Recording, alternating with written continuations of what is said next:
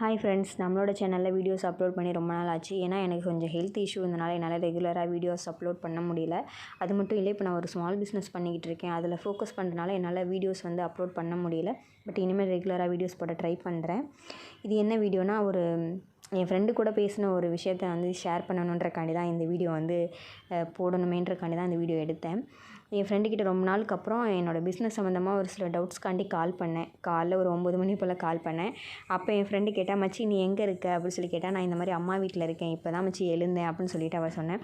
ஆனால் அவள் சொன்னால், மச்சி நான் காலைல 6 மணிக்கெலாம் எழுந்திரிச்சிட்டேன்டி, சமைச்சிட்டு இப்போ தாண்டி நான் உட்காந்து சாப்பிட்றேன்.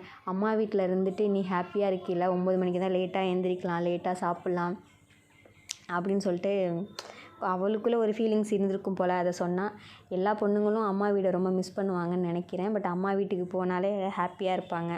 அவள் அம்மா வீட்டை மிஸ் பண்ணுறா போல். நெக்ஸ்ட் வீடியோவில் பார்க்கலாம். பாய்.